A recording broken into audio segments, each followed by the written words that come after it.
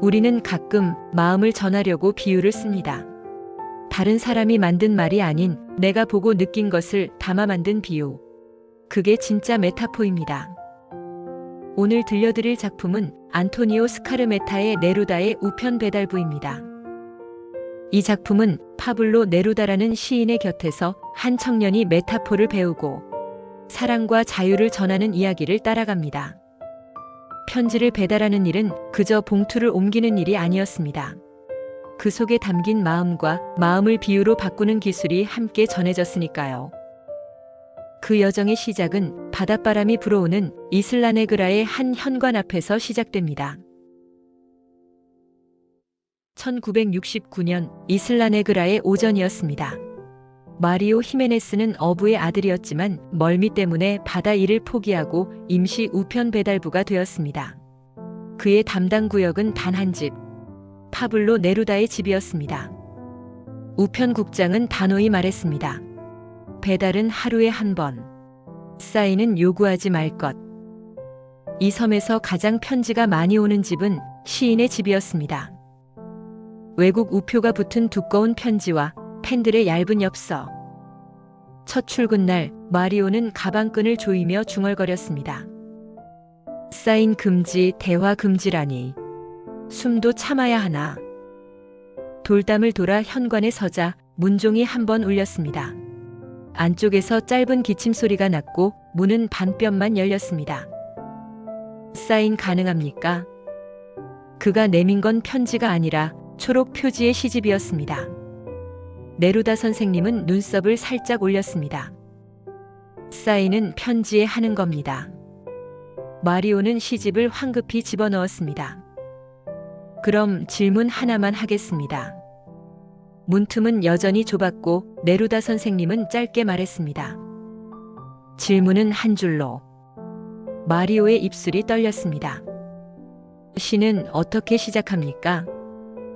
짧은 정적 후 선생님이 말했습니다. 시는 말에서 시작합니다. 그리고 그 말은 숨 쉬듯 꺼내는 겁니다. 그때 책상 위에 놓인 원고 한 장이 눈에 들어왔습니다. 첫 줄에는 메타포라는 단어가 선명하게 적혀 있었습니다. 그는 용기를 내어 덧붙였습니다. 이 단어는 무슨 뜻입니까? 네루다 선생님은 잠시 웃더니 책상 모서리를 2번 두드렸습니다. 내일은 당신이 느낀 메타포를 가져와 보세요. 바람이 봉투 모서리를 스쳤습니다. 돌아 나오며 마리오는 업무 수첩에 적었습니다.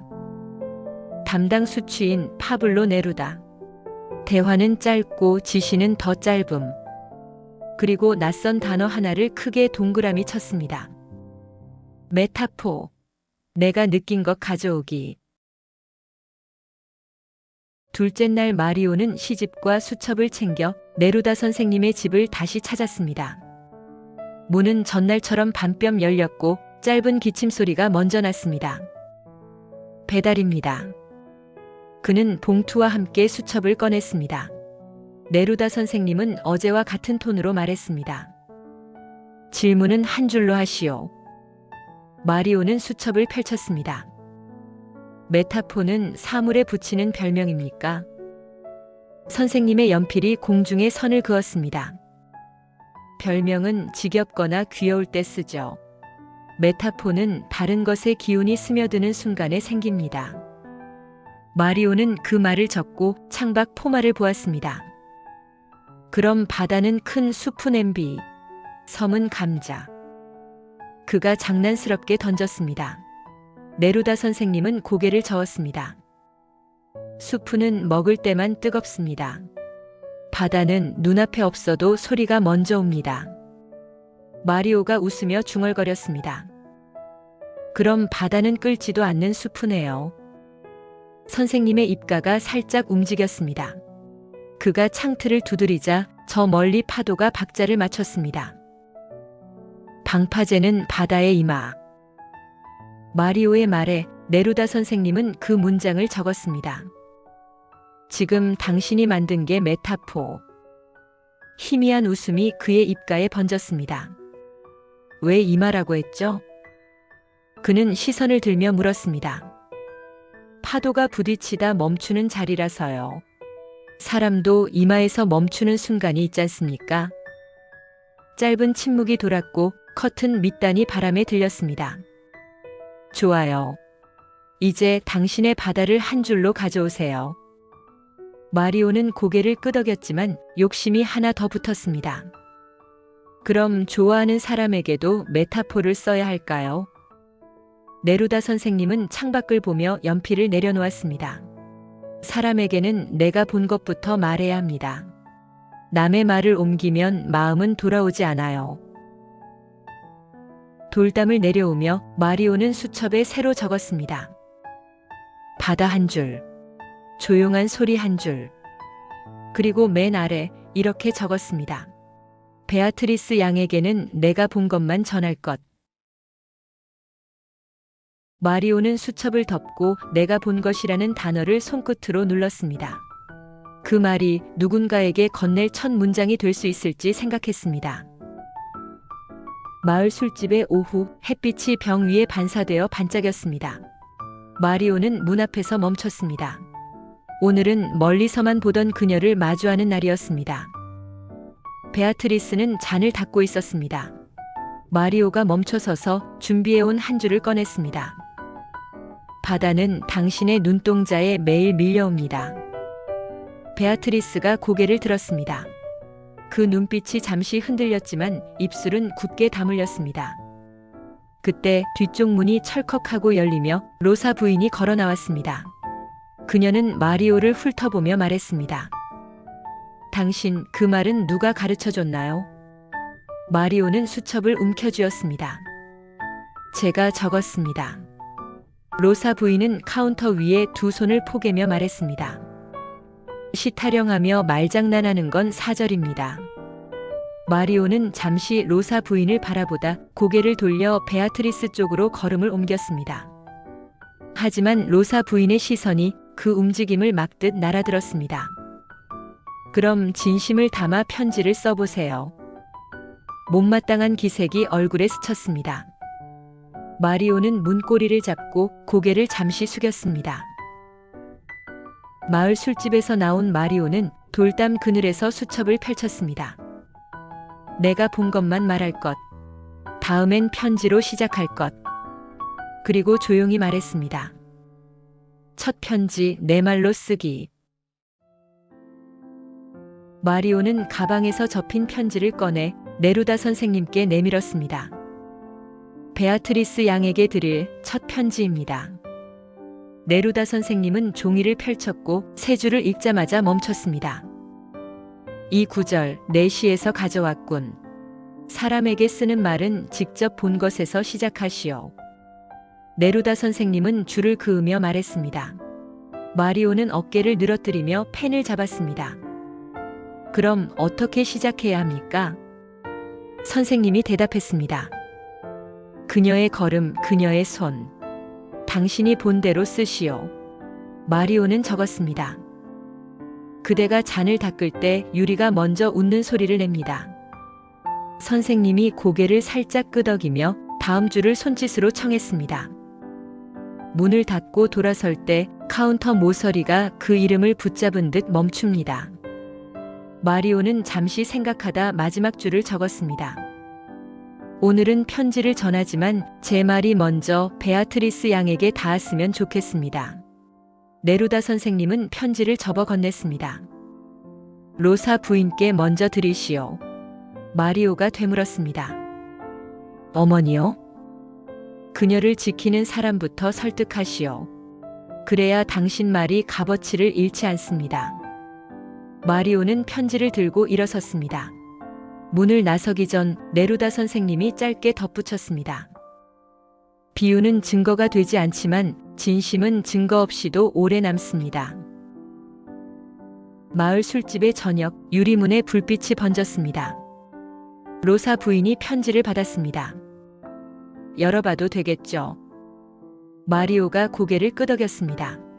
종이가 바스락이며 펼쳐졌고 문장을 따라갈수록 로사 부인의 눈매가 조금씩 풀렸습니다. 마지막 줄을 읽은 로사 부인은 편지를 접었습니다. 좋습니다. 시로 유혹하는 건 오늘부로 금지. 편지는 허용. 베아트리스가 눈을 한 번 감았다 떴습니다. 로사 부인은 손가락을 하나 세웠습니다. 밤에 불러내지 말 것. 가게에서만 만날 것. 말은 당신 말로만 할 것. 마리오는 고개를 끄덕였습니다. 그 순간 베아트리스가 한 발 앞으로 나왔습니다. 그 편지 정말 선생님이 아니라 당신 말이에요? 마리오가 웃으며 고개를 저었습니다. 선생님은 방법만 알려주셨습니다. 단어는 모두 제 눈으로 본 겁니다. 베아트리스의 입가에 짧은 웃음이 스쳤습니다.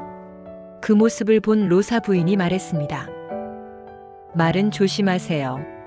친한 척 한다고 다 믿는 건 아니니까요. 마리오는 한 걸음 물러나며 대답했습니다. 네루다 선생님이 그러셨습니다. 진심은 증거 없이도 오래 남는다고. 베아트리스가 고개를 살짝 끄덕였습니다. 밖으로 나오자 파도가 멀리서 크게 부서졌습니다. 마리오는 수첩에 적었습니다. 함부로 결혼 얘기를 꺼내지 말 것. 그러나 오늘부터는 물러서지 말 것. 가게 문이 닫힌 밤 로사 부인이 서 있었고 베아트리스는 고개를 떨궜습니다. 아이를 가졌어요. 베아트리스의 목소리가 작게 흘렀습니다. 로사 부인은 잠시 눈을 감았다가 말했습니다. 나는 이 결혼을 원하지 않습니다. 하지만 책임은 져야 합니다. 이 마을에서 그걸 모른 척할 순 없습니다. 얼마 후 작은 교회에서 이웃 몇 명만 참석한 결혼식이 열렸습니다. 네루다 선생님은 며칠 전에 파리로 떠났고 그 자리에 직접 오진 못했지만 전보 한 장이 도착했습니다. 꽃 대신 바다 냄새가 가득했습니다. 마리오와 베아트리스, 당신들의 파도에 긴 항해를 기원합니다. 베아트리스는 면사포 아래서 짧게 웃었습니다. 마리오는 그 웃음을 오래 바라봤습니다. 결혼 2달째 우체국장이 말했습니다. 이제 네루다 선생님께 오는 편지가 하나도 없어. 그의 손에는 해고 통지서가 들려 있었습니다. 마리오 히메네스, 오늘부로 해고. 마리오는 서명하고 가방끈을 풀었습니다. 가방이 내려앉자 어깨 위 바닷바람도 잦아들었습니다. 이제 절벽길이 아닌 가게로 향하는 발걸음이 시작됐습니다. 마리오는 가게 안에서 병을 닦고 베아트리스는 장부를 정리했습니다. 서로의 손이 스칠 때마다 로사 부인의 그림자가 스쳤습니다.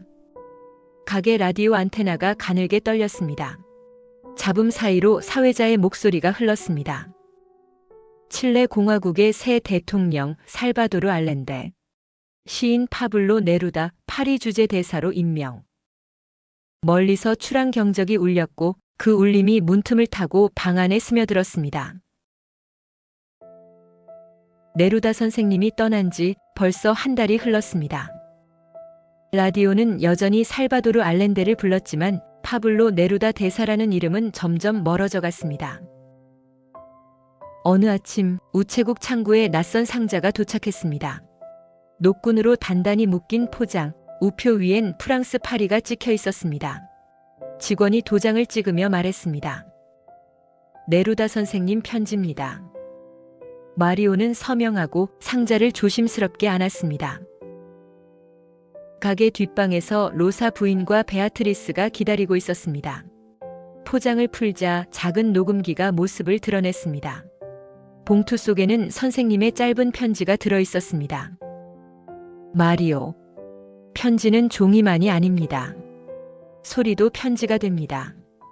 당신 곁에 모든 소리를 보내주시오. 멀리 있어도 그곳의 숨결을 듣고 싶습니다. 그날 밤 마리오는 해변으로 나가 파도 소리와 갈매기 울음을 녹음기에 담았습니다. 다음 날엔 가게 문 여는 소리, 잔 부딪히는 맑은 울림을 담았습니다. 며칠 후 베아트리스는 그의 손을 잡고 조용한 뒷방으로 이끌었습니다. 그녀의 손이 배 위에서 멈췄고 작고 일정한 박자가 방 안에 번졌습니다. 라벨 위에 마리오는 적습니다. 바다 유리잔 그리고 우리의 심장. 우체국 저울 위 상자가 올랐습니다. 도장이 철컥 찍히고 컨베이어 뒤로 사라졌습니다. 마리오는 그 상자가 보이지 않을 때까지 시선을 거두지 않았습니다. 녹음기에서 떨어져 나온 그 자리엔 여전히 파도 소리가 남아있는 듯 했습니다. 마리오는 그날도 우체국 앞에서 잠시 걸음을 멈췄습니다. 한 달 전 그는 소리와 웃음을 담아 보냈지만 그 응답을 받은 적은 없었습니다. 어느 날 창구 위에 프랑스 우표가 붙은 봉투 한 장이 놓여 있었습니다. 포장도 설명도 없었지만 모서리에 바닷물 자국 같은 얼룩이 묻어 있었습니다. 마리오는 봉투를 집어들었습니다. 그 안에는 자신의 말에 대한 처음이자 마지막 대답이 들어있을지도 몰랐습니다. 종이 속에는 단 2줄. 소리를 잘 받았소. 파도는 당신 편이요. 글씨는 곧 목소리로 바뀌었습니다. 그 특유의 맺음, 숨 고르기, 억양까지 한 줄에 담겨 있었습니다. 우체국을 나서자 바닷바람 사이로 군인의 발소리가 섞였습니다. 모퉁이 골목엔 군인 2명이 서 있었습니다. 곤봉이 허리에 걸려 있고 묵직한 시선이 어깨 위로 쏟아졌습니다. 눈이 마주치자 마리오는 어깨끈을 불쑥 끌어올렸습니다. 군화 밑창이 돌바닥을 긁었고 뒤에서는 시인 친구라는 말이 흘렀습니다. 그날 밤 마리오는 녹음기를 불빛 아래로 끌어당겼습니다. 라벨에는 마리오라고만 적었습니다. 베아트리스는 유리잔을 닦으며 아기의 숨소리를 마이크 쪽으로 살짝 돌렸습니다. 마리오는 그날 본 것을 한 줄씩 테이프에 옮겨 적었습니다. 몇 달 동안 테이프는 조용히 소리를 쌓아갔고 그 사이 라디오는 경계령과 지시사항을 전하기 시작했습니다. 라디오는 차분히 읽었습니다. 시인 파블로 네루다 건강 악화로 귀국. 이슬라네그라 군 감시 대상 확대. 마을 거리는 한층 조용해졌습니다. 검문소 앞에 늘어선 군인의 수가 많아졌고 벽보의 글씨는 더 굵어졌습니다. 사람들은 서로를 부를 때 목소리를 낮췄습니다. 멀리서 부서지는 파도 소리가 방 안 깊숙이 스며들었습니다. 마리오는 수첩을 펴고 짧게 적었습니다. 오늘의 파도는 돌아오는 사람의 걸음이었다. 마리오는 수첩에 적힌 한 줄을 오래 바라봤습니다. 방파제는 바다의 이마. 그 아래엔 킨타루에다 시 공모전이라 적혀 있었습니다. 이건 단순한 응모작이 아니었습니다. 네루다에게서 배운 말, 베아트리스 곁에서 들은 파도, 그리고 마을의 숨결이 담긴 기록이었습니다. 며칠 망설였지만 전보위 검열 도장을 보고 결심했습니다. 내 말로 바다를 남기자. 이 전보는 반드시 그에게 직접 읽혀야 한다. 그는 조용히 종이를 접었습니다. 우체국 창구 위에는 네루다 이름이 찍힌 봉투와 전보가 쌓여 있었습니다. 검열 도장 2겹, 3겹. 마리오는 그것들을 전부 가방에 넣었습니다. 오늘은 반드시 그를 만나야 했습니다. 네루다 귀국 이후 그의 집은 군 감시망에 둘러싸였습니다. 대문은 닫혀 있고 창가 불빛은 밤에도 꺼지지 않았습니다. 달빛이 절벽 아래를 덮고 군인 둘이 골목에서 담배를 털었습니다. 마리오는 숨을 고른 뒤 담장을 타고 몸을 넘겼습니다. 벽을 넘어 뒤뜰에 닿자 창문 틈으로 스탠드 불빛이 새어나왔습니다. 손가락 한마디만큼 열린 창. 선생님. 낮은 기침 소리가 안에서 울렸습니다. 네루다 선생님이 천천히 몸을 일으켰습니다. 마리오는 전보를 펼치지 않고 외운 문장을 하나씩 건넸습니다. 산티아고에서는 건강을 염려했습니다. 마드리드에서는 망명 준비를 서둘렀습니다. 네루다의 시선이 창밖으로 길게 흘렀고 파도가 멀리서 부서지고 있었습니다. 나는 이 땅에서 끝내겠소.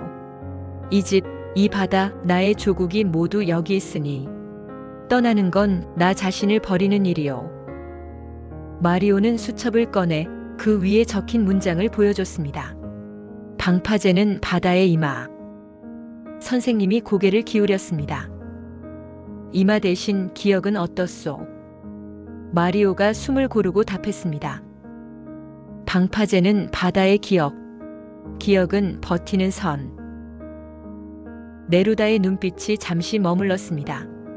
두 눈이 마주쳤고 눈가에 물기가 동시에 맺혔습니다. 첫 배달 날의 어색한 인사, 시 한 줄에 웃던 오후. 그 짧은 회상이 침묵보다 깊게 둘을 묶었습니다. 멀리서 군인의 발소리가 다가왔습니다. 마리오는 창문을 조심히 닫고 그림자 속으로 몸을 숨겼습니다. 가슴 속 전보 문장들이 아직도 파도처럼 밀려오고 있었습니다. 라디오는 느린 속도로 이름 하나를 읽었습니다. 시인 파블로 네루다. 2번 중 별세. 마을은 멈춘 듯했고 모래길 위로 장례 행렬이 이어졌습니다. 베아트리스는 검은 스카프를 눌렀고 로사 부인은 장부 귀퉁이에 촛불을 올렸습니다. 골목마다 군인의 시선이 박혀 있었습니다. 마리오 히메네스. 네루다의 시를 전하던 배달부는 불온사상 전파 혐의로 조사 명단에 올랐습니다. 이틀 뒤 가게 문 앞에 군용 지프가 멈췄습니다. 문이 열리자 무표정한 병사가 신분증을 내밀었습니다. 라베 의원실 조사 협조입니다. 총구가 가게 안을 훑었습니다. 마리오는 고개를 끄덕였습니다. 잠깐이면 됩니다. 베아트리스는 그의 손목을 붙잡았지만 끝내 아무 말도 하지 못했습니다. 지프가 골목 저편으로 사라지자 로사 부인은 문간에 오래 서 있었습니다. 그날 밤 베아트리스는 가방에서 테이프와 원고를 꺼냈습니다. 밀폐병에 담아 쌀포대 깊숙이 숨겼습니다. 그 손끝은 책장을 넘기듯 조심스러웠습니다. 당신이 없어도 이 말들은 남아야 해요. 며칠 후 방 한가운데 낡은 플레이어를 올렸습니다. 베아트리스는 테이프를 넣고 녹음 버튼을 눌렀습니다. 파도 소리가 먼저 번졌고 그 안엔 유리잔, 아이의 숨, 짧은 웃음이 섞여 있었습니다. 그 소리는 어떤 군인과 검열에도 막아내지 못했습니다. 창밖으로는 달빛이 방파제를 덮고 있었고 파도는 여전히 그 선을 넘지 못한 채 밤새 부서지고 있었습니다. 안토니오 스카르메타는 1940년 칠레 산티아고에서 태어난 소설가이자 시나리오 작가입니다. 1970년대 초 칠레의 정치적 격변 속에서 망명 생활을 이어가며 작품 활동을 계속했습니다. 네루다의 우편 배달부는 1985년에 발표된 소설로 실존 시인 파블로 네루다를 등장시켜 픽션과 현실을 절묘하게 엮어낸 작품입니다. 이 소설은 라틴 아메리카 문학에서 드물게 시와 정치, 개인의 목소리를 동시에 다루며 한 청년의 성장과 각성을 섬세하게 그려냅니다. 작품 속 섬과 바다, 파도와 소리, 그리고 메타포라는 말들은 억압 속에서도 사라지지 않는 진심과 언어의 힘을 상징합니다. 어디 가서 이렇게 말해보세요. 네루다의 우편 배달부는 파블로 네루다라는 실존 시인을 등장시켜 시와 정치 그리고 개인의 목소리를 하나의 서사로 엮어낸 라틴 아메리카 문학의 명작입니다. 재밌으셨다면 구독과 좋아요 부탁드릴게요. 감사합니다.